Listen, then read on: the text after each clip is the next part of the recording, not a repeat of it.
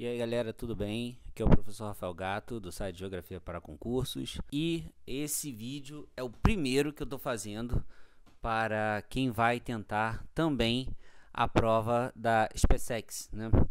Então eu vou trabalhar duas questões, como já é de costume, né? Entre uma ou duas questões, para não ficar também muito longo o vídeo. E nesse vídeo eu escolhi trabalhar com uma questão sobre energia e outra sobre clima, que são questões que já caíram nas provas do SpaceX, certo? Bom, antes de qualquer coisa, né, antes de você começar aqui a aula comigo, se inscreve aqui no meu canal se você não está inscrito, curte esse vídeo, né, e também se cadastra na minha lista VIP, né, nesse site aqui, geografiaparaconcursos.com.br, porque a partir dele é que eu mando todo o material exclusivo, tudo que eu produzo, né, para ajudar os candidatos aí para essas provas que contêm geografia, né, como a SpaceX ou a ESA, a conseguirem ter um melhor desempenho nessas provas. Então, já faz tudo isso que eu falei. Curte o vídeo, compartilha, se inscreve no meu canal e também se inscreva na minha lista VIP, né, acessando geografiaparaconcursos.com.br. Vamos para a primeira questão? Então, aqui nessa primeira questão a gente vai ver o seguinte, né? Sobre a matriz energética brasileira, podemos afirmar que... Então, tem 5 afirmativas aí e aqui nas alternativas ele vai escolher algumas para que sejam as respostas corretas. Vamos analisar uma por uma aqui. Embora os combustíveis fósseis tenham importante participação na matriz energética brasileira, o país apresenta relativo equilíbrio no uso de fontes renováveis e não renováveis de energia. Olha, essa daí está certa, né? Vamos só analisar por que ela está certa. No nosso país, né, boa parte da produção de energia que vem, né, ou melhor, que é gerada no nosso país, ela é de hidrelétrica. Ou seja, é uma fonte renovável, a água é uma fonte renovável. E a gente também utiliza bastante energia vinda de fontes não renováveis. E o que seriam essas fontes não renováveis? Podem ser a termoelétrica, que vai usar combustíveis fósseis. A geração de energia que ele quer falar aqui não é só a energia para a produção de energia elétrica, produção de energia em geral. Então, por exemplo, um caminhão precisa de combustível, um carro precisa de combustível, precisa de energia para poder se movimentar. Então, o país, né? Boa parte do país, assim, tirando os automóveis e algumas indústrias, utilizam energia hidrelétrica e energia gerada a partir da hidrelétrica, perdão. E carros, algumas indústrias e as usinas termoelétricas e tal, utilizam então combustíveis fósseis ou biomassa ou seja lá o que for, além também da gente ter produção de energia nuclear e outras fontes de energia renovável, como por exemplo a eólica, a de marés e por aí vai. Então essa daí está correta. Vamos ver a segunda. Atualmente, tomados em conjunto, o setor industrial e o setor residencial são responsáveis por cerca de 70% do consumo energético total do país. Opa, calma aí. Quando as questões fazem esse tipo de afirmação, a gente tem que ficar com o pé atrás, né? Algumas podem estar certas. Nesse caso, não está certa porque ele está afirmando uma coisa aqui que não é verdade. Como, por exemplo, né, o setor industrial, sim, consome muita energia. Mas quem consome junto com o setor industrial, né, que pode chegar a quase 70%, não seria residência, seria sim transporte. Como eu falei, energia não quer dizer que é energia elétrica, né? Somente energia elétrica. Pode ser a fonte que vai gerar uma energia para que determinada atividade seja realizada. Então, o setor de transporte consome muita energia. Por exemplo, caminhões, carros, etc., dependem de combustíveis fósseis para se movimentar, né? Então, o setor de indústria de transporte é o que mais consome. Residência vem, sei lá, logo depois, né?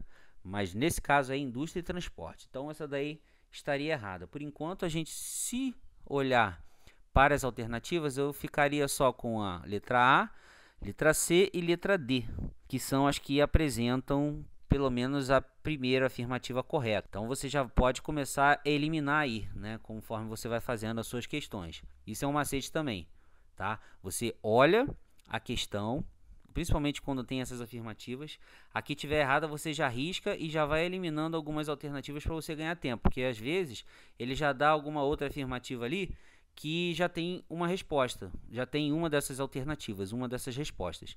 Então você já ganha tempo e passa logo para a próxima questão. Às vezes não precisa nem ler tudo, mas no nosso caso a gente vai ler para poder entender um pouco mais. A biomassa e o gás natural estão entre as principais fontes na geração de energia térmica convencional. Porém, o diesel, derivado do petróleo, continua sendo a principal fonte de geração elétrica em usinas térmicas do país. Bom, nesse caso que ele falou aí, a biomassa e o gás natural, sim, para gerar energia térmica, né, que é a transformação de calor em energia elétrica, usa-se sim biomassa e o gás natural, mais gás natural do que biomassa. Porém, o diesel não é utilizado nas termoelétricas, né, ou para geração de energia térmica. E sim mais o gás natural, gasolina, carvão, mas o diesel não. Então essa daí está errada. A quarta, então se essa está errada, eu já posso eliminar também a A, por enquanto, e a D, né? Ou seja, praticamente só sobrou a C. Mas vamos conferir. A descoberta do pré-sal contribuiu para a autossuficiência brasileira em petróleo e interrompeu políticas de diversificação da matriz energética, tais como a retomada do programa de centrais nucleares e os investimentos em geração eólica no país. Olha, que eu saiba e que eu já li, o pré-sal não interrompeu a produção de outras energias, né? Até porque, principalmente a geração de energia eólica. A de geração de energia nuclear pode até ser, né? Começou-se a obra de Angra 3, mas enfim, não foi tão para frente assim. Mas no caso de energia eólica, não. Sempre tem pesquisas relacionadas a isso. Se a gente acessar o site das universidades que tem engenharia, principalmente aqui no Rio de Janeiro, o FRJ, existem muitas pesquisas, né, sobre o tema. E a implementação também em alguns lugares, né? Então essa daí está errada. O pré-sal não interrompeu essa produção, ou melhor, produção de pesquisa, política, variação de geração de energia, certo? Bom, então vamos ver a quinta e última aí.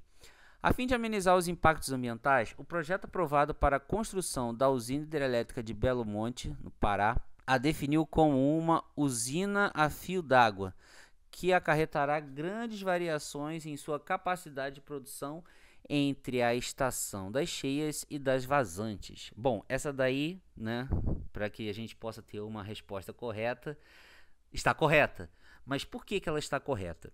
Bom, há toda a polêmica da construção, né, dessa usina de Belo Monte. E exatamente porque, para se construir uma usina, é necessário que você crie uma barragem ou barragens, que essas barragens podem afetar tanto a vegetação que tem no entorno, né, e a toda a vida que há nesse entorno, quanto também atrapalhar a vida das pessoas que habitam ali naquelas áreas onde vai ser a construção dessa barragem. E aí, uma solução que eles encontraram foi fazer uma usina a fio d'água, ou seja, que a água não seria acumulada em barragens e dependeria muito das cheias e das vazantes dos rios. Uma usina que tem uma barragem, você cria então uma queda d'água para que possa girar as turbinas dessa usina para a produção de energia elétrica.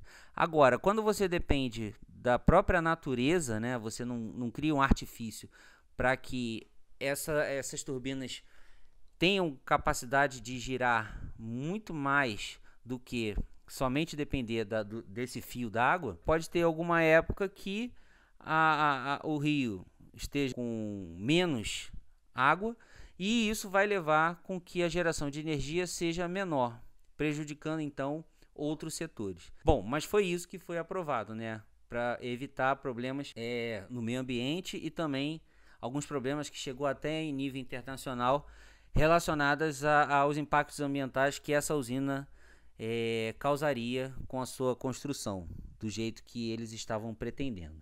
Então, nesse caso, a gente fica com a letra C de casa 1 e 5. E a gente vai para a próxima questão. As chuvas torrenciais de verão, denominadas chuvas tananã, são caracterizadas por serem precipitações breves, mas violentas, que ocorrem na maior parte do território brasileiro.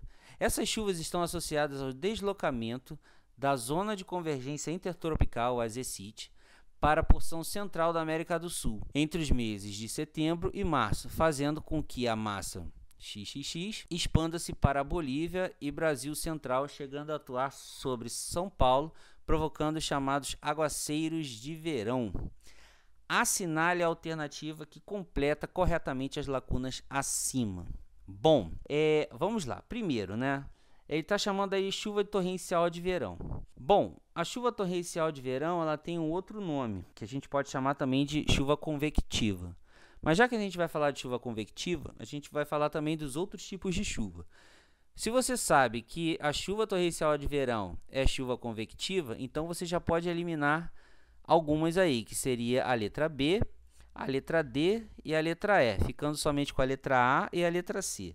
Mas deixa eu explicar o que significa cada uma, para que você, quando for fazer a prova, se cair algo semelhante, você já saiba.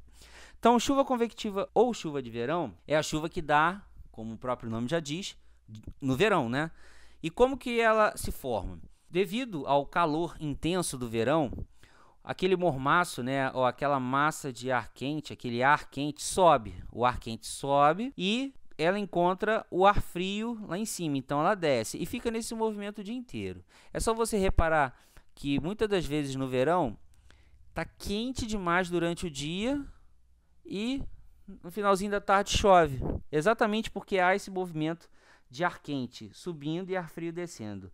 E esse ar quente, quando sobe, sobe com umidade, né? A umidade provocada também pela evapotranspiração e pela água que evapora dos diversos corpos líquidos que estiverem no local onde estiver acontecendo isso. E aí dá aquele pancadão de chuva, uma chuva mais localizada e depois para. Bom, a chuva frontal que ele fala aqui na letra E seria um encontro de duas massas, uma massa de ar quente e uma massa de ar frio. Bom, a massa de ar frio, você deve saber que a massa de ar frio ela é mais pesada do que a massa de ar quente.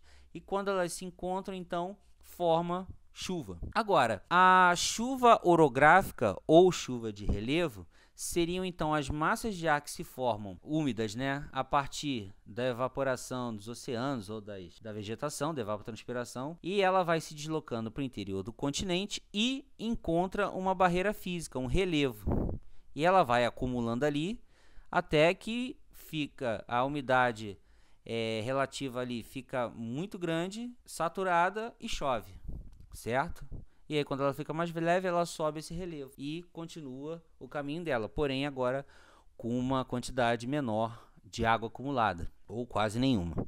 Então você já sabe diferenciar os tipos de chuva. O que ele está querendo saber ali, você já sabe também na primeira linha, que é a chuva convectiva, né, ou chuva de verão. E o outro ponto que ele fala aqui sobre zona de convergência intertropical seria então os ventos que se formam no Equador, né, na linha do Equador, norte e sul. Como ele está falando ali, né, por conta da proximidade com a Bolívia, onde a gente também vai encontrar floresta amazônica, então você tem uma evapotranspiração muito grande ali nessa região, a gente pode entender, né, que está próximo à linha do Equador, por ser a zona de convergência intertropical também, e eu vou ter a formação de massa equatorial continental, que é uma das 5 massas de ar que se formam no nosso país.